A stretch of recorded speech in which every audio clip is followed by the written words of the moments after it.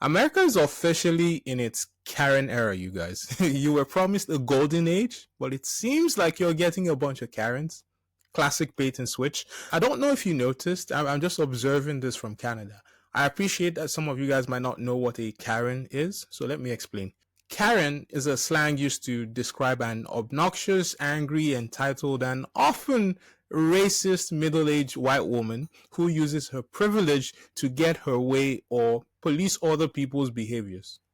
Sound familiar? Tell me that does not accurately describe the behavior of the White House in the last 2 months.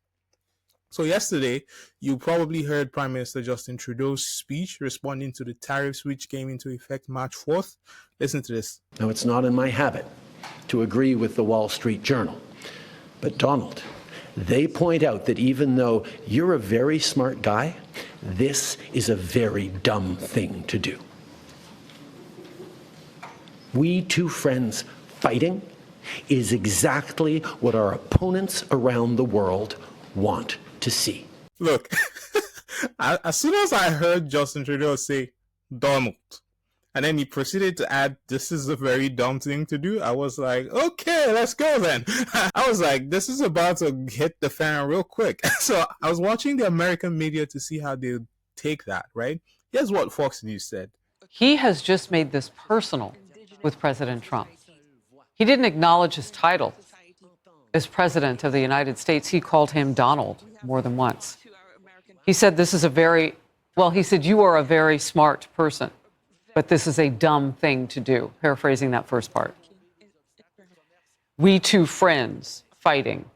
And then he made the point that the world is watching and that this fight between him and who he called Donald is not good. Now, we are fortunate because while she walked away for just a moment, dealing with this kind of thing at the State Department, we have back now State Department spokesperson Tammy Bruce.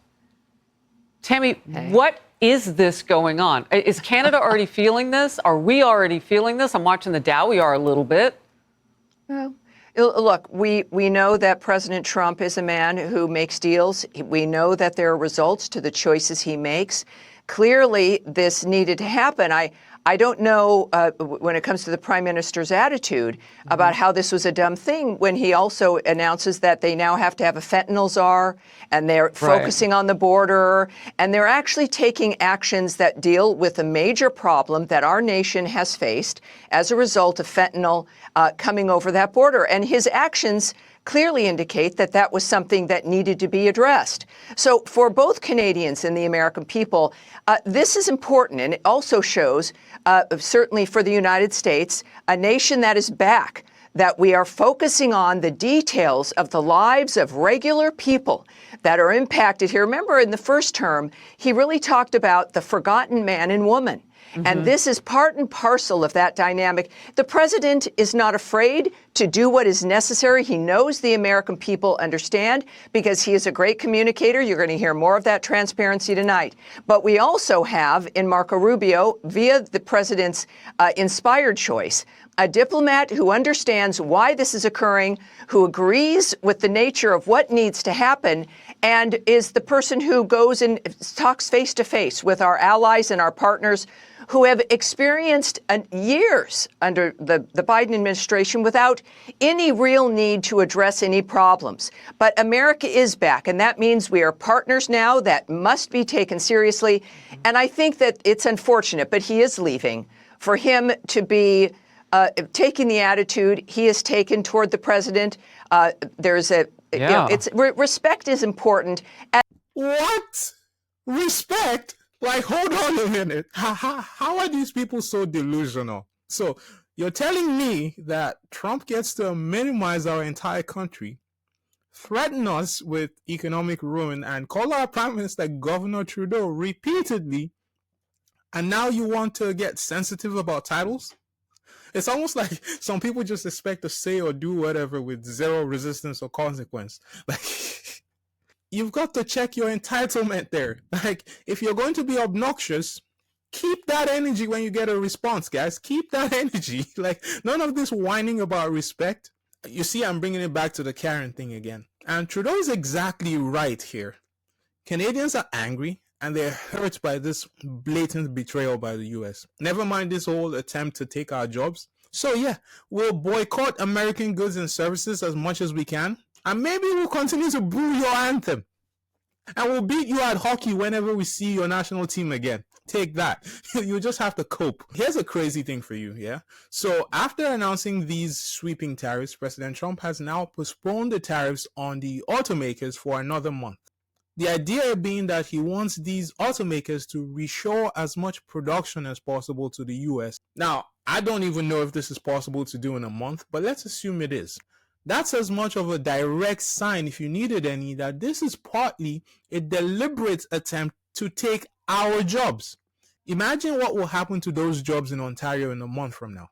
Also, people keep talking about the border. Here's what you might not know. We're actually seeing more drugs and guns from the US side coming to Canada compared to the other way around.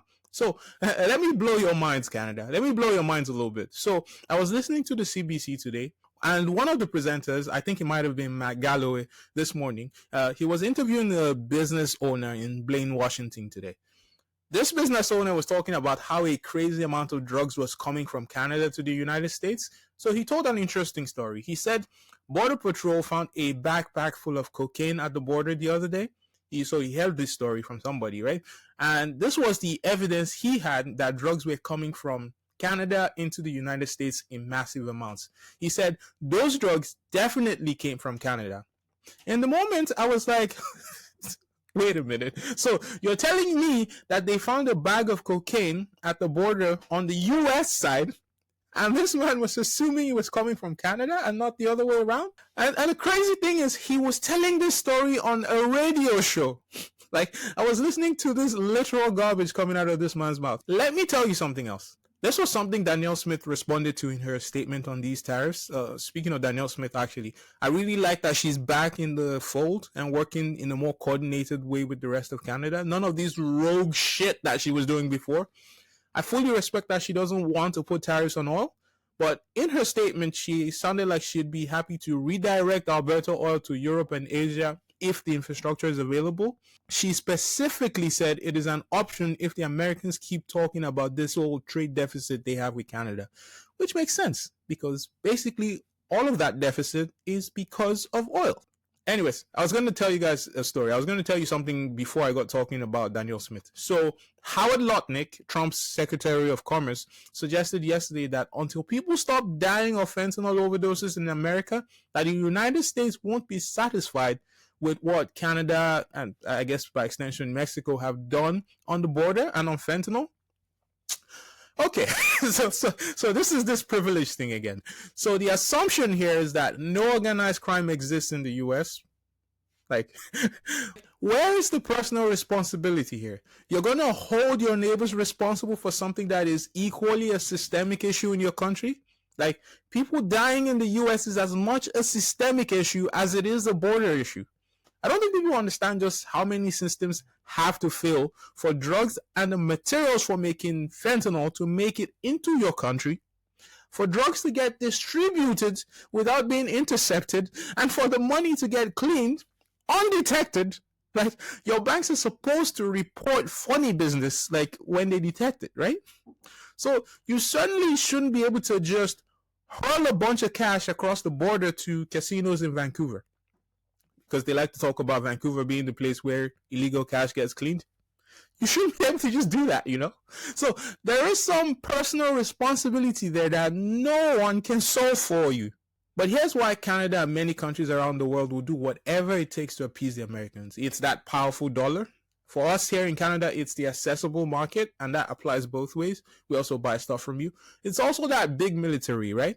It is that privilege that allows the US to do a lot of the absolute bonkers things you've seen in the last 2 months. Ukraine trusted the Americans and other countries during the Budapest Memorandum of 1994, and they gave up their nuclear weapons. Look, Russia probably doesn't attack Ukraine if it still had its nuclear arsenal, right? Notice how no one really bothers North Korea like that? Ukraine is probably looking at that and thinking, well, that was dumb.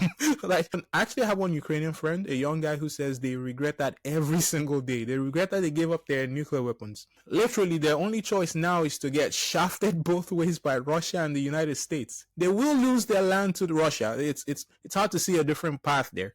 And they will give up minerals to the United States in exchange for zero security guarantees. Here's a question for you guys. Does anybody know why Russia is suddenly comfortable with America mining minerals in their backyard, but they're somehow scared of Ukraine joining NATO? Last I checked, the US is NATO. Like, aren't they more of a threat to Russia than all of the European countries combined? Somebody explain that to me. I don't understand it. It makes no sense. Also, can you imagine if another country talks so freely about taking other people's land? Like we've heard President Trump say on Gaza, like we've heard him say on Greenland. China and Russia may be able to say that. Maybe not even those two. But America is a success story. You're rich, you're strong, and anybody who fucks with you finds out really quickly that shit ain't sweet. So it looks to me like the current world order worked out very well for you guys. But you've got to let other people eat too, guys, especially your neighbors and your allies. And for sure, there is a respectful and honorable way to conduct your business. If you want to renegotiate or something, there's a respectful and honorable way to do that. But if you're not going to have any respect, then people got to stop complaining about being disrespected. That's such a caring thing to do. Like, you guys are better than that, I think. I got to know, what is this whole respect thing about? You guys tell me. Join the conversation and let me know in the chat. And if you're new to the channel, don't forget to subscribe. I'll see you next time. Take care, guys.